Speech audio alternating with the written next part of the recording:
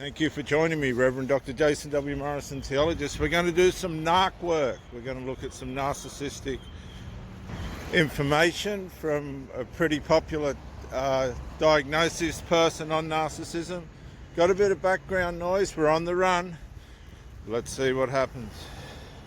Might be thinking that this is totally over. Could it be that the narcissist is secretly wishing that you would come back to them? What are they actually thinking? This relationship is done and you're like, okay, I'm moving on, but why are they still hanging around? Like, why can I still energetically still feel them? Why are they still messaging me? Why are they watching my social media? Do they secretly wish that you could come back to them? And if they are, how can you tell? Watch this video because I'm going to explain it. Welcome back. I hope that you're all doing really well. So in today's video, we're going to be talking about, does the narcissist secretly wish that you would come back to them? Do they wish and regret the fact that they have been so awful to you, the way that they have treated you? You know, what are they actually thinking? It might be that actually, you know what, that you are still hearing some sort of communication from them. Maybe they're messaging you, maybe they're on your social media, maybe they're watching your stories and things that you are doing, and then there's this interest that's kind of going around and you're like, well, what is this about? Like, you know, we finished, why are you still here? So I'm going to be talking about this. If this is something that you are going through, I'm going to talk about whether they still secretly wish that you would come back to them, and also what is going on. Why does this happen? Do they even think this? But before I get into the video, I just quickly want to mention that I do go live on this channel once a week, and if you have any questions or there's something on your mind, I would say join the live, because you have a possibility that your question could get answered there and then. Also, you have to check out the live chat that's going on alongside the lives. We have a really supportive, amazing community that if you have any questions and maybe they don't get answered in the live, I am sure that the community will be able to help you out. And if you want more information, I would say please see the description box below for more details. Right. Okay. So, does the narcissist secretly miss you and wish? I can tell you right now, and you would know yourself, if it hasn't been a breakup that's between you two people in a bad way, of course they're going to want to try and work out something.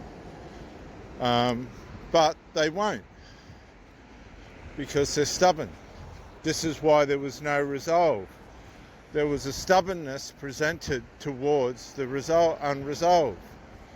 And the unresolved became more important than the relationship. Now, if somebody's got that mindset and you make a stand, you come up with the objection that you're sick and tired of this problem, whatever it is, not being fixed.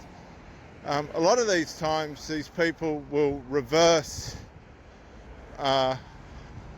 antidote you. They'll reverse antidote you. They'll think that you have to have an antidote for a problem that you can't fix. And what that is a severe serial form of denial. They don't want to fix the problem. They know the ball's in their court, it's coming from out of their side of the field, but it might cause a further conflict with the person. It could be a third party problem. Most of the time people don't want to break up unless there's some kind of dark triad, micro characteristic dark triad form of behaviour going on. Maybe with an element of unresolved, they've had to self-soothe or find a way of soothing through another person. This can get complicated. Listen to this for a minute, right? Okay. You've got a problem with a friend or a family member which is causing tension in the relationship and separation, right? You're wondering why there's no resolve. I'll tell you why there's no resolve. Because there's an element of influence from that person that your partner is believing, right? And it's undermining their confidence in the relationship. Now, they'll keep showing up physically, but the measure's in their mentality. Where are they mentally? Okay? Now, unless this person's going to communicate with you and they're honest and an integral person and really want to have a relationship, you're not going to know what's going on. Because a lot of these people, when they've got external interferers trying to influence them against their relationship, unless they're sold out for the relationship, you are going to be dealing with a person that I call is purging.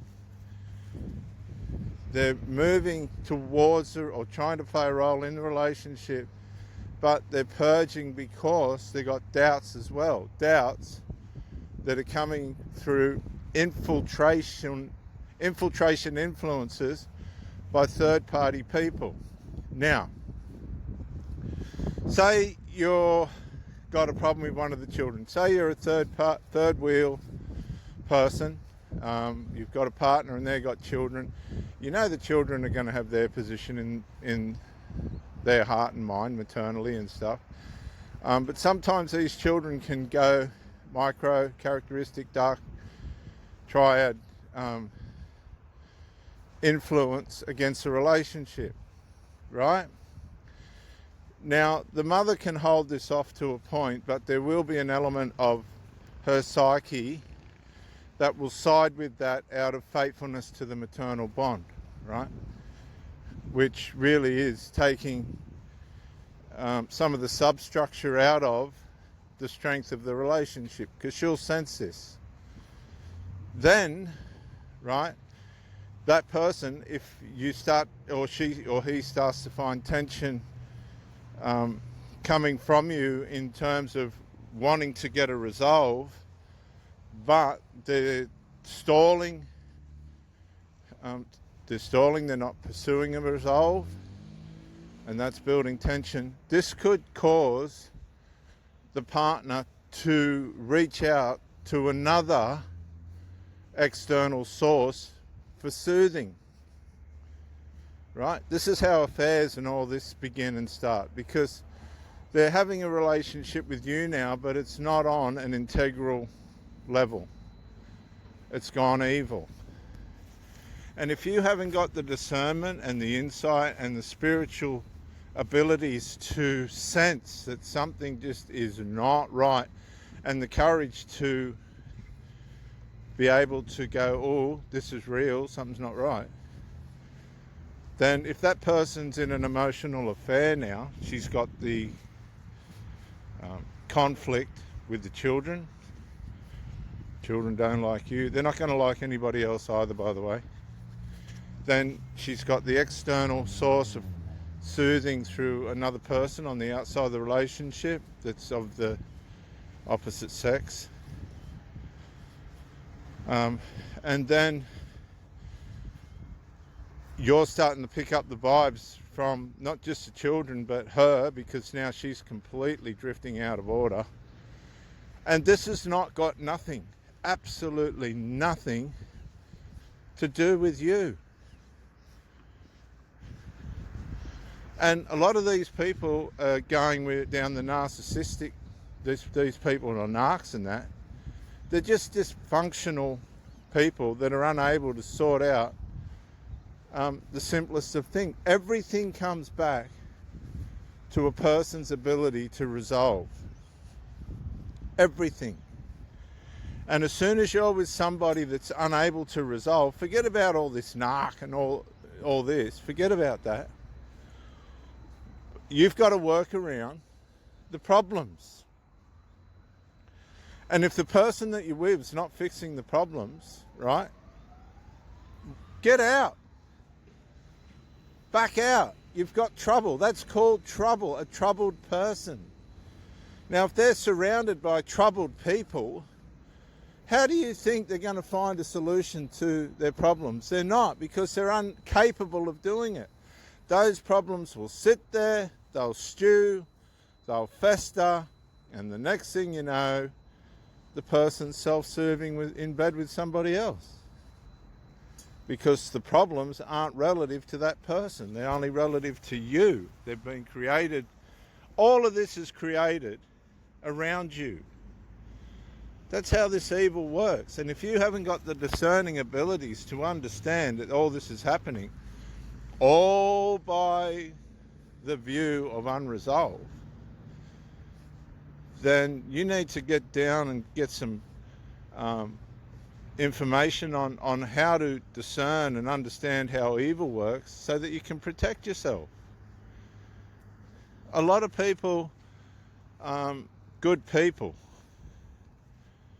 are in relationships where people are physically turning up, but they're not mentally there.